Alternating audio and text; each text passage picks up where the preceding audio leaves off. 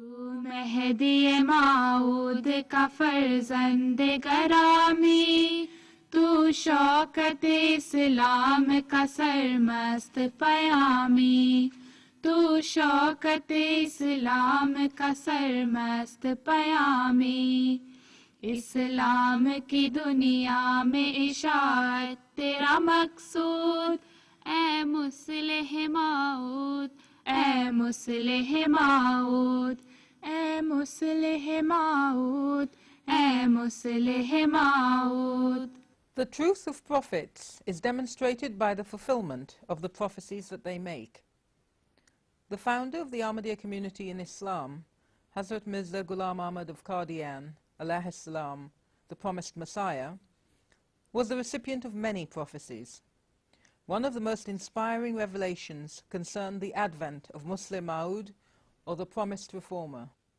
On the 20th of February 1886, the promised Messiah alayhi salam announced that God had revealed to him that he would be blessed with a son. The revelation stated, "A handsome and pure boy will be bestowed on thee.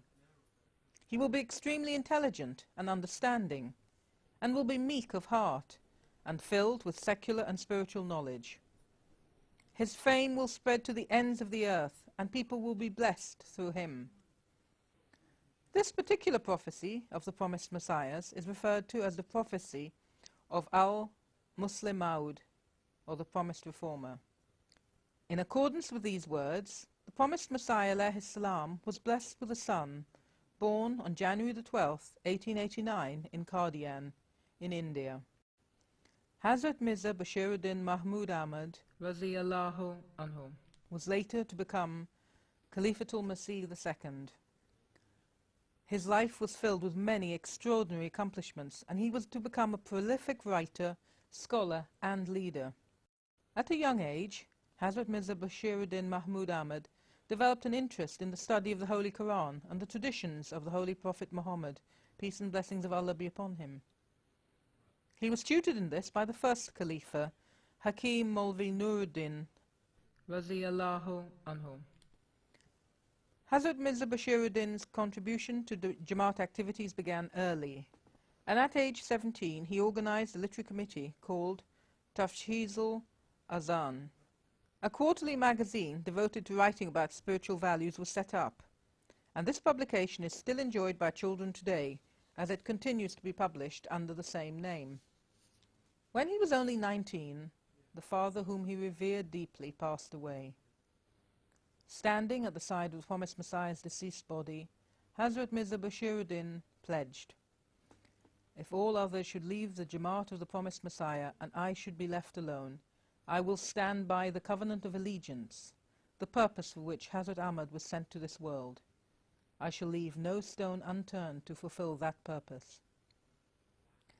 The second Khalifa lived another 57 years after making that pledge, and every day of his life bore testimony to the fact that he lived up to his high resolve. In 1914 he was elected as the second Khalifa. He was only 25 at the time. The community was not very large in number. However, much more serious was the fact that some members of the community had challenged his position of office and had broken away. They protested that such a young man was unsuitable to become Caliph of the whole community. How wrong they were. The golden milestones and landmarks of Hazrat Mirza Bashiruddin's Khilafat stand witness to his suitability as Hazrat Khalifatul Masih II, the promised son. A month into his Khilafat in April 1914, he formed a consultative body known as Musleh IIra. This went on to become established as a permanent institution within the community in 1922, and it is convened annually or as it is needed to make important policy decisions of the community. This blessed idea is now one of the great and unique features of the Ahmadiyya Jamaat. Hazrat Khalifatul Masih II was very aware of the religious and educational needs of Ahmadi ladies.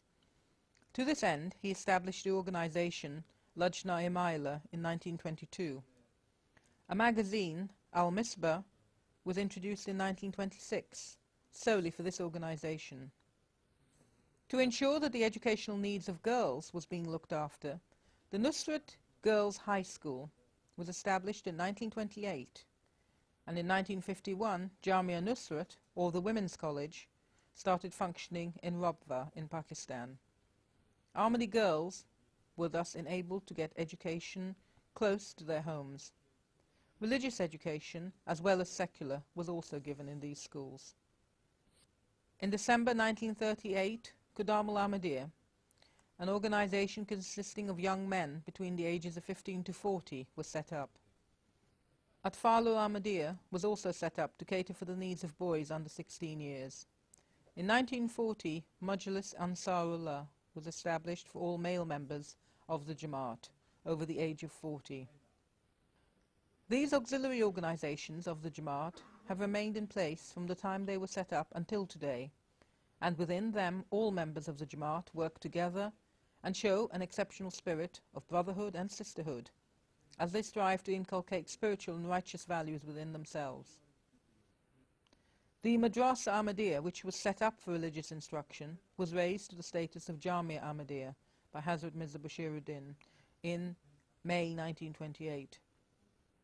This institution was to train learned members of the community as missionaries to take the message of Islam to various parts of the world. One of the main aims of the Ahmadiyya community is the propagation of the message of Islam. During his Khilafat, Hadhrat Khalifatul Masih II took major steps in ensuring the fulfillment of this objective.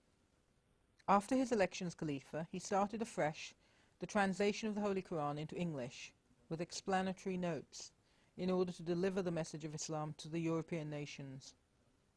Muslim missionaries were trained and then posted out to various countries. Later on, this responsibility was handed over to Anjuman Tariq-e-Jadid, or the Department for Foreign Missions. The first Ahmadiyya mission was established under Hazrat Mirza Bashiruddin's Khilafat and was in Mauritius.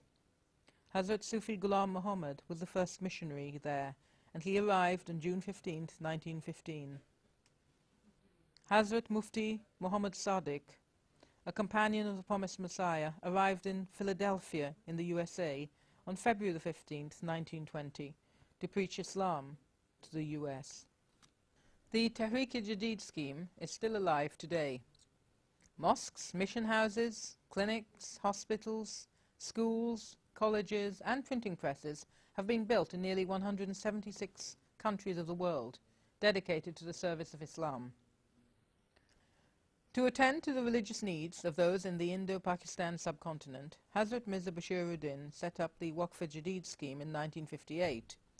This had the aim of intensifying Islamic activities in the rural areas of the Indo-Pakistan subcontinent. Hazrat Mirza Bashiruddin inspired the community to cultivate the spirit of sacrifice within themselves. He urged the unemployed to work, even if it was for a small wage. He advised the community to develop values of simplicity, modesty and austerity in their manner of food, dress and housing. He laid down guidelines such as cooking only one dish for meals. Simple though it was, it created a collective spirit of sacrifice not seen in any other community. In 1924, Hazrat Mirza Bashiruddin was invited to attend the Wembley Conference of Religions and to represent Islam. His arrival in London was covered widely in the press. Chaudhry Muhammad Zafrullah Khan Radiyallahu anhu read out the English translation of his address. The audience listened attentively, and the address received a great deal of attention. While in London, Hazrat Mirza Bashiruddin also laid the foundation stone of the Fazl Mosque. Hazrat Mirza Bashiruddin was a great intellect. No subject was too difficult for him to speak upon, whether it was about the existence of God, prayer, divine decrees, worship, the benefit of divine law, life after death, or heaven and hell and their reality. Hazrat Mirza Bashiruddin was able to explain and discuss all of these topics clearly and understandably. His greatest achievement, perhaps, was his outstanding contribution to literature. He wrote over 200 books and pamphlets. Though he had no worldly qualifications, he clearly displayed the ability, as was promised by Allah, in both religious and secular knowledge.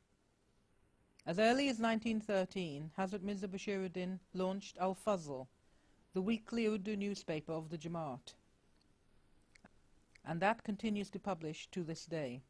Hazrat Mirza Bashiruddin wrote Tafsir Sagir, a brief commentary in the Holy Quran, and Tafsir Kabir, an exhaustive commentary on the Holy Quran, which has been described as a fathomless ocean of knowledge.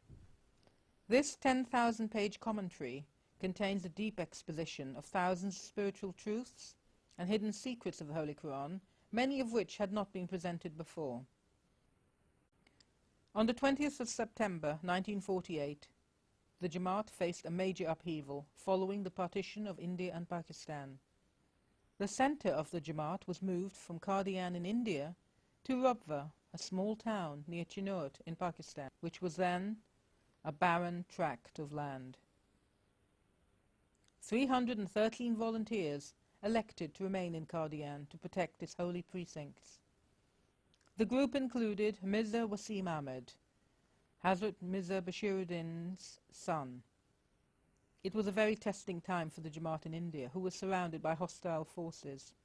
But in spite of this, the Jamaat established itself and flourished in Rabwa.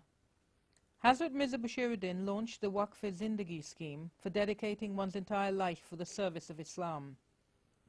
He initiated the annual Siratul Nabi, which are public meetings convened to present to the world the life and character of the Holy Prophet Muhammad, peace and blessings of Allah be upon him. He also instituted the annual observance of Religious Founders' Day, which is to celebrate the lives of founders of all the great religions. These events have been instrumental in promoting interfaith understanding and appreciation. Hazrat Mirza Bashiruddin had been given a prophetic title, Fazl-e Ummah, indicating his spiritual affinity to Hazrat Umar, Radiyallahu anhu, the second successor to the Holy Prophet, peace and blessings of Allah be upon him. His achievements bore a close resemblance to those of Hazrat Umar, Radiyallahu anhu, in that he was a brilliant administrator and laid down the foundations for the structure of the Jamaat as we know it today. The 52 glorious years of his Khilafat saw many great achievements. It genuinely represented a golden era in the history of Ahmadiyyat and Islam. He led the community to time through great adversity. With all the odds against him, even to have survived would have been a great achievement. But the promised reformer did so much more and fulfilled the prophecy to a word. To the members of the community, he was at all times a deeply loving father to whom they could look up to for guidance and advice and encouragement. To all intelligent and reasonable people of goodwill, he proved himself to be a wise friend and counsellor. Towards his opponents, he was forbearing and truly sympathetic over their lack of understanding.